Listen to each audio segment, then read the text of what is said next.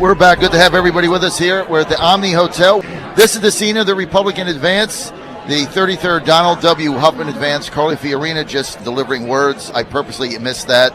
She is the warmonger, neocon candidate that I have absolutely no interest in. So I purposely designed this so I wouldn't have to be exposed to her nonsense. Joining me now, though, good to have him with us, is State Senator Frank Wagner, a candidate for governor here in Virginia. He's from Virginia Beach. Also with me, and she'll be with me for the next 2.5 hours. Yes, I will. Martha Bonetta, property rights activist and conservative, now iconic figure in Virginia. Senator Wagner, it's good to have you with us. You're looking great as always.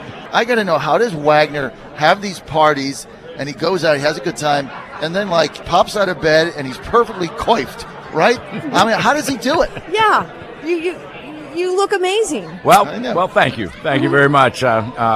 It's I'm in relatively good shape for a guy my age. And how old are you, Frank? I'm 60, right? 61. 61. You look fabulous for 61. Well, thank you. They say 61 is the new 35 or something. Well, they didn't wake up with me in the morning, but That's okay. Right. But 61 is the new 35. Yeah, there you go. I don't know who spread that lie, but they certainly need to wake up with me in the morning. But 61 is the new 35. Okay, that's pretty funny. Right. So, Frank, we were at a lot of hospitality suites yesterday. We had a good time. Your gubernatorial campaign, you don't have the infrastructure now with some of the other candidates. Corey Stewart hiring a bunch of people. Ed Gillespie, the front runner in this race. He's got a staff of about 30 now. And you haven't gone that route. You haven't gone to hire a bunch of people route. So you've got ground to make up. How do you see yourself doing that? Well, John, let me just say this. First of all, you underestimated my staff. We have about 10, 12 people working right now. We put together a great staff. Staff at this point, in my mind, can be a waste of money when it's most needed near the back end. But what we're looking for is some hardworking people in different parts of the state. We found them. We're looking for the right people. This is a traditional Republican crowd here, as you know. It's not the I'll take all the Republican support I have. There's unquestioned, as you know, support of Trump from my part. Having worked for another candidate during the primary, when the Trump campaign called, I was there and there for him. And I can be a testament to that. Whenever we called Senator Wagner as part of the Trump campaign and asked him to do anything after this thing's got rolling, Frank, you were there anytime we asked for it. And that's what you do, because first and foremost, I'm a Republican, and I know one of the candidates is the all-time self-promoter of all times and worried about himself and not worried about the campaign. I'm not worried about that aspect of it. What I'm worried about is the economy of Virginia. What I'm worried about is jobs and job creation, and the issues that I've focused on as a legislator, and actually getting real things accomplished. And I think that's ultimately what the voters are going to want to hear. That's ultimately what the voters are going to respond to. And all my life I've worn a hard hat, John, as you know. I've not as a photo op. I mean, for 35 years I've worked in shipyards alongside some of the finest people I've ever worked with. Welders, ship fitters, pipe fitters, people do things I can't do. I was pretty good at telling them when to do it, and if they didn't get it done in time, I'm okay at making sure they accelerate things for them. But that's the environment I grew up, other than the military environment, having gone through the Naval Academy, and responding a lot and hearing a lot from our 800,000 veterans in Virginia that we'd want a veteran in the governor's mansion. You have a state with 800,000 people. We want somebody who really understands jobs and job creation. All the other two candidates, both of them, Gillespie said, I'm a businessman. Well, you're a lobbyist, so let's be honest with the voters of Virginia, right? Don't not try to be something that you're not. You're a lobbyist, and tell Virginia you're a lobbyist. Tell Virginia who your customers were in the lobbying community. I think Virginians have a right to know, and they should be asking that. Corey Stewart, I'm a businessman. No, you're a lawyer. Let's go ahead and tell Virginians you're a lawyer. Be honest with people. I'm a businessman. I own shipyards. That's what I do. And so, first and foremost, I cannot stand people who are not honest and not straightforward with the public and do that. It's when you try to say you're something you're not, then you're hiding something for whatever reason. And I think that's important, and that's going to respond to Virginians. We're going to make sure Virginians know that throughout this campaign as we approach the primary.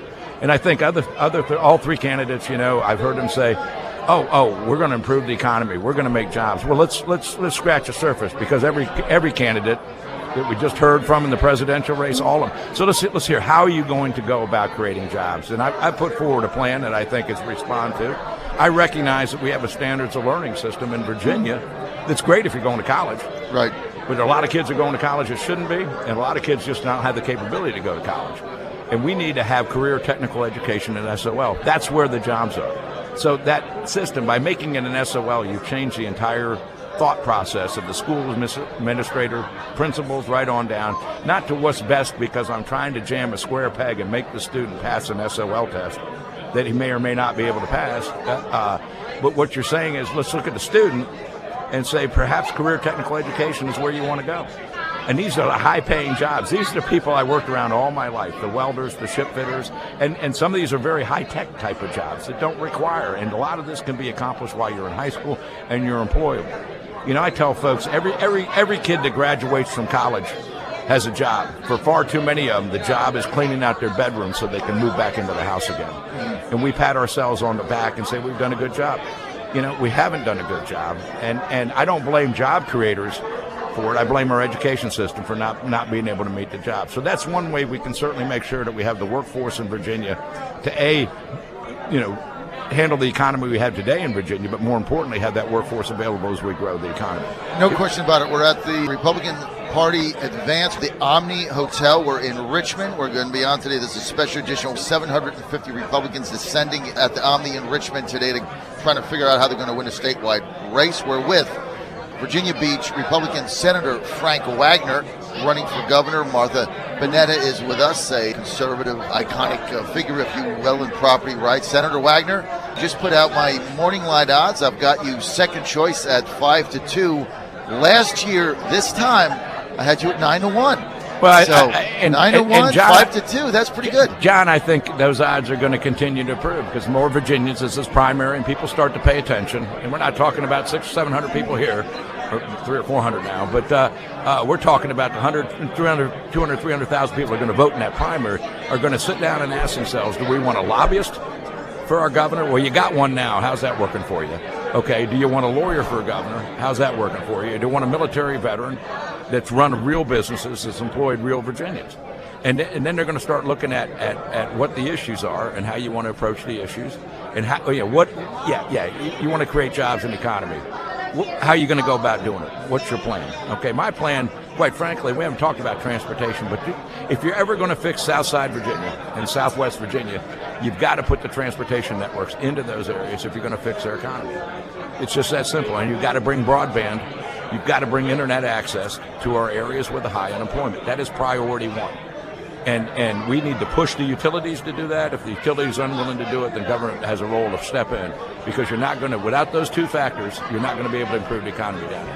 How else can you explain Danville and Martinsville, which look basically like a depression city? He crossed 30 miles across the border to Winston-Salem, Greensboro. Economy's on fire. They have broadband. They have interstate highway system. We have to make that investment in Virginia. If we don't make that investment, we're never going to fix that area of the state. Same thing in Southwest Virginia. If we do not make that investment, and quite frankly, the northern neck of Virginia, if we're not willing to step forward and prepare to make that investment, we can look forward to 12, 13% unemployment in Lancaster County and those places up there. That's the kind of forward thinking that you're going to have to make. Government has a role to play in that. You know, government doesn't create jobs, private sector creates jobs, but government creates the environment for jobs to be created. And the third thing we have is we have an economic development department in Virginia that's in total shambles. Under this governor, it's gone from one of the leading ones to totally in shambles and ready to be rebuilt. Do you want somebody with experience in there that knows about economic development because he's done it for his whole life for his own companies? Or do you want somebody who has to spend the first 6 months of his time in Richmond figuring out what's going on in Richmond and ready to hit the ground? And I think the proven experience I've already proven in transportation to be able to bring Democrats and Republicans together on what will be the largest transportation bill, but more importantly, and even more difficult, is bringing House and Senate members together to agree on a transportation package. You see the results of that ongoing all over Virginia right Well, now. I can tell you this, I want roads. Martha, you want to weigh in? Here's a question I have. Fire away, Martha. Senator, as a veteran, people, I think, underestimate the veteran vote in Virginia. How many is it something like is it three out of every 7 Virginians is either in the military, formerly in the military, or as family members in the military? It's a striking number. It's a striking number. I don't know what it is, but it is striking. If you take the active duty military that the military has put in here, I think that's probably an accurate number. Of the ones that are veterans that are Virginians now, it's 1 in 10. Over 800,000 veterans in Virginia. Hardworking people, and every military member we have that's leaving military service here in Virginia, we want them to stay in Virginia. Absolutely. I mean, they have the work ethic. Yes. They have the training. They have the work ethic. They know what 7:30 in the morning means, and they can deliver. They have skill sets. They have the soft skills that are so important to every employer, and we need to make sure that the training programs are available for them to make that transition out, get the training they need, and then move right into jobs. Now, we've done a number of programs. I've supported a number of initiatives in the General Assembly that I think makes Virginia, if you will, the most veteran-friendly state anywhere in the country, and up to and including providing cash bonuses to businesses that hire veterans, ensuring that the training programs are in place and ready to go. Of course, the GI Bill at the federal level has really opened up these opportunities. These are some of the best and brightest that we have, and we want them to stay here in Virginia. They're here already, and we don't want them to leave. We want to bring that assets to help build our economy. Absolutely. And as far as we had a panel here at the Advance to discuss the Atlantic Coast Pipeline. Absolutely. Does the Atlantic Coast Pipeline, the way it is currently routed, does it go through any of your geography in Virginia? It goes through. It ties into Southampton Roads. My district's in Virginia Beach. So right. Gotcha. It doesn't physically touch Virginia Beach, right. But I am a huge supporter of the Atlantic Coast Pipeline. It is the game changer. It gets natural gas that are prices even cheaper than what we're paying in Virginia out of the natural gas is tied up in the Utica and Marcellus shale plays up in West Virginia, Pennsylvania, Eastern Ohio, and gets that route here into Virginia and gets it down to North Carolina. And as the coal plants are closing, we have to have the natural gas to replace the coal that's being closed. Now, hopefully, under this new administration, we can bring a rapid halt to the closing of the coal plants, but it still doesn't obviate the need for natural gas. And I will tell you something, this is very telling, and I think all Virginians need to know this. That last cold snap we have in 2014, and I'd ask everybody to look at USA Today, because we're going to have another one in just 1 week. They said the polar vortex to outdo 2014, it's on its way in 1 week here in Virginia. That was the highest usage of electricity that Dominion has ever experienced. Normally they plan for a hot summer day. That was the highest usage. They had everything they had online. Virginia Natural Gas had every valve wide open, every source of natural gas coming in. We have 108 commercial customers that have curtailment contracts. 108 customers were curtailed, including Norfolk Naval Base, some totally shut off. By definition, because we didn't have enough supply, the economy of Virginia just slowed down right there. There were people sent home early. There was business that was not conducted in Virginia because we didn't have insufficient supply of natural gas in 2014. Now, if you grow the economy anymore, this is going to aggravate and aggravate and aggravate. And that's kind of what I talk about. When I talk about experience, none of these other guys running has that depth of knowledge about what's going on in Virginia. And I could continue on. I mean, and I think most Virginians as well are unaware of the untapped natural resources we have in Virginia. Absolutely. And they have no idea. And we've been prevented really from accessing and how important energy independence is to our nation, for our security, for everything. And if you care for a history lesson, long before it was cool, there was one legislator to put in a bill that says, why don't we open up our offshore resources? About 12 years ago, there was one you. That was me. That was Frank Wagner to put the bill in. That was Frank Wagner. I remember put the bill in, got the bill to pass, actually got a Democrat governor to sign it begrudgingly, but forced his hand. And that's what started Bush administration for approving the offshore lease sale off of Virginia to develop Virginia's own oil and gas resources. That started that whole bill. That lease would have happened in 2012 had the Obama administration not canceled the lease sale. Now with the Trump lease sale, I think it's in a position where it can be turned back on very quickly. But that's the kind of forward thinking. You see, in politics, it's too unfortunate that we wait till a crisis to respond. In business, if you wait till a crisis to respond, you're out of business. It's just that easy, okay? So the function of a businessman is to avoid the crisis. Now, it's not very good politics because the problem never occurred, the press never prints it, so nobody knows there's a problem. But it's fixed before it becomes a problem. We knew there were energy supply problems. They were really bad before the advent of the technology to open up fracking and open up the back-end reserves to oil and that. But it was really bad back then because the technology wasn't there to do it. And people were paying $4 to $5 a gallon at the pump. And here we are sitting with resources off our shore that Oh, absolutely. And renewables, I consider myself to be a conservationist. Absolutely. I love the land. I'm a farmer. I'm a sustainable farmer, actually an organic farmer. I love taking care of our responsibilities, our stewardship. Right. But renewables alone are not enough to keep our electric grid, our electric system alive and flourishing, and to provide the increasing demand for energy that our country is going to be facing. Right, and you need to think of the energy.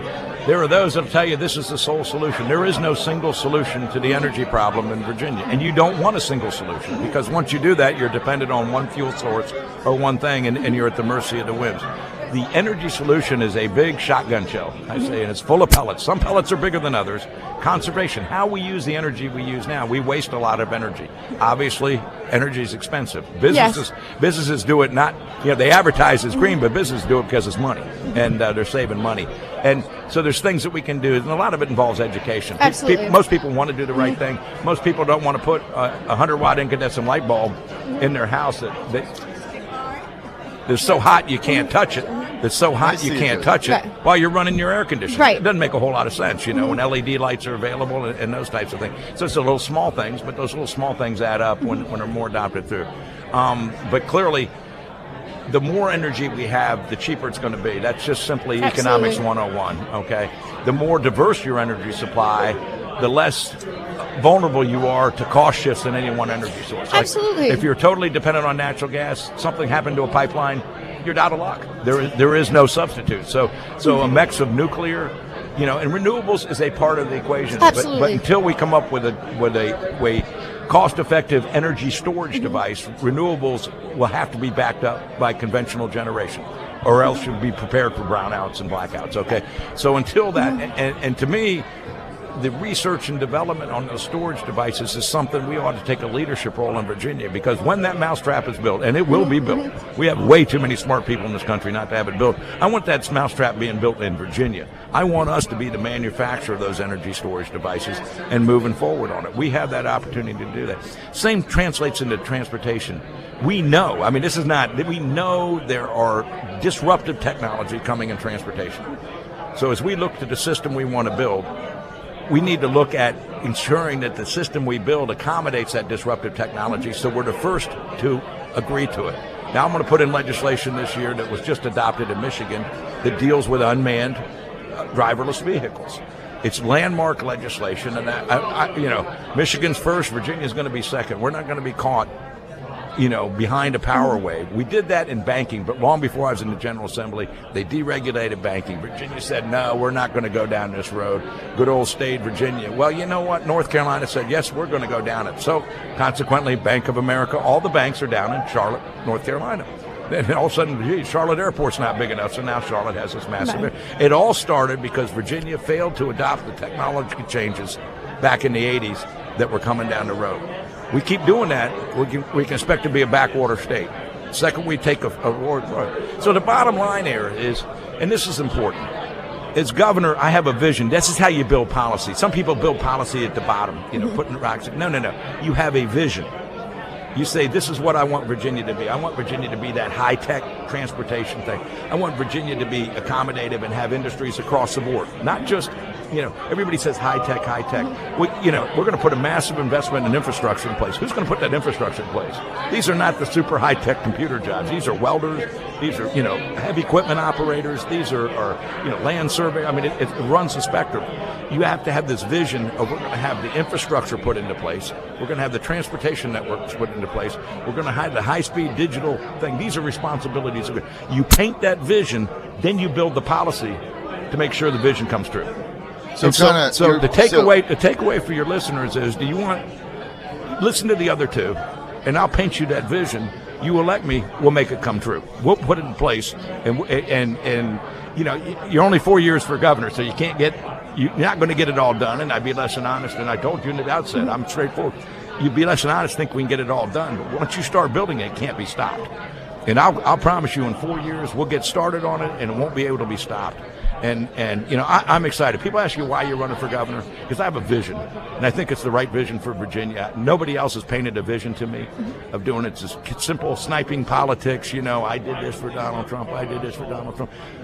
Voters don't care about that. Right. Voters don't care about what happened there. Voters want to know, why should I support you? What is it for me and my family that makes me want to support you? What is it that happens? And that's the vision. You paint the vision, I'll paint it. Now, there'll be some people say, I don't like that vision. And that's fine.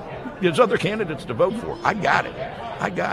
But I'm going to paint you that vision. And I hope when people look at it and they say, wait a minute, the lawyer doesn't have the vision, the lobbyist doesn't have the vision, I wouldn't expect them to. They haven't grown up in Virginia. I've grown up in Virginia all my life. I love Virginia. I grew up in Northern Virginia. I grew up in Arlington, not the hotbed of conservative thinking, I can assure you. But, and my playground was Wendy Run and Spout Run in the Potomac River. That was my playground when I was a kid. And it was my playground, too. I grew up in Mount Vernon. Okay, yeah, absolutely.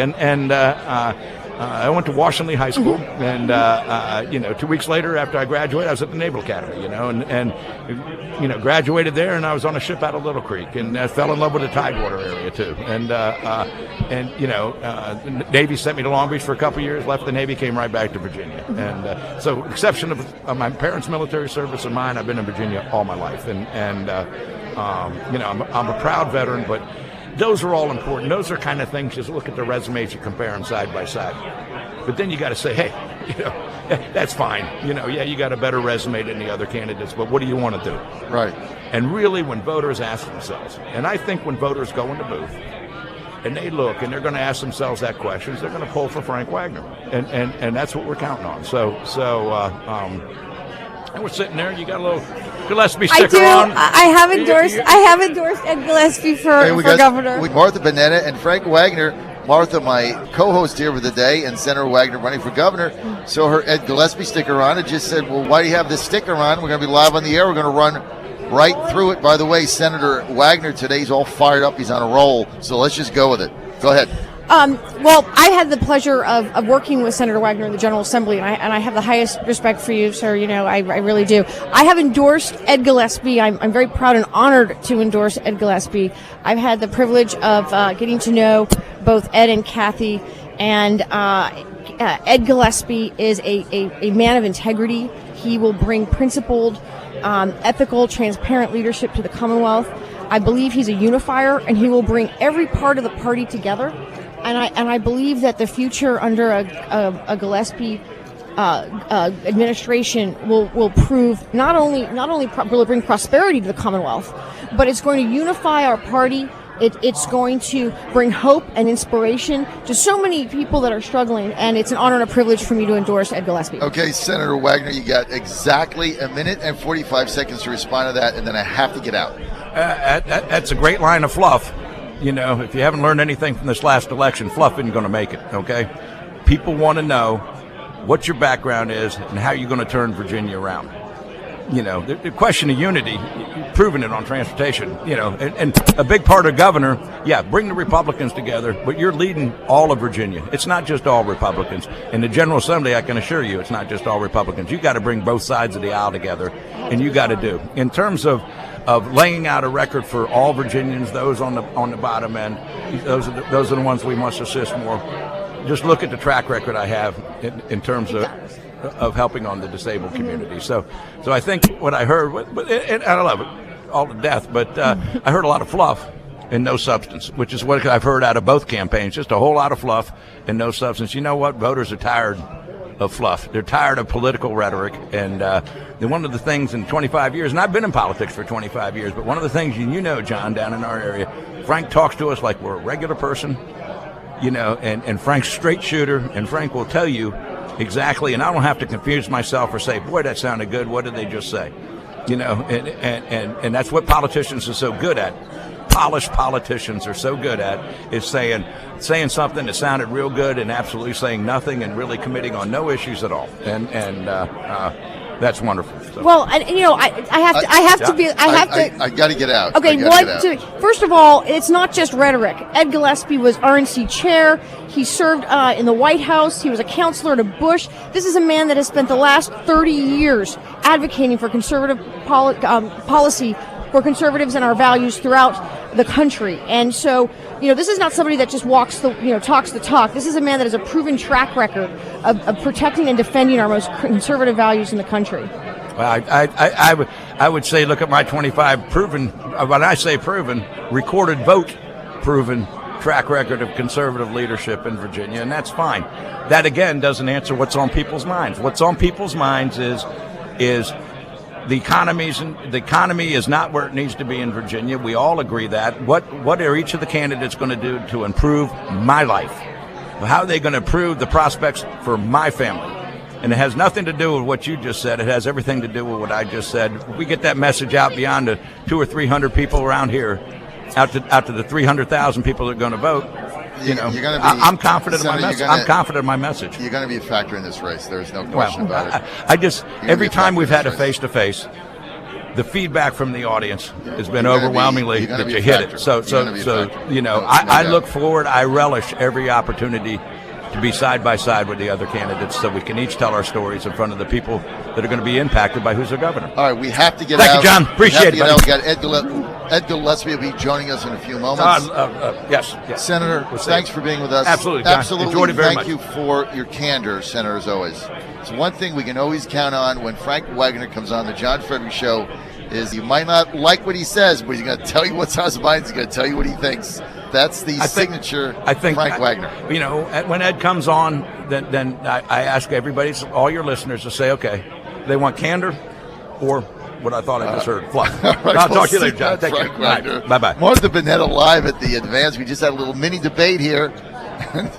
I got to get out. Thanks for hanging in there with us. We've got some words from our sponsors that made this successful. If you're not tuned into the John Fredericks Show, you just don't know what's going on in Virginia or anywhere else. Keep it right here with the Omni, downtown Richmond, #RVA. I'll be right back.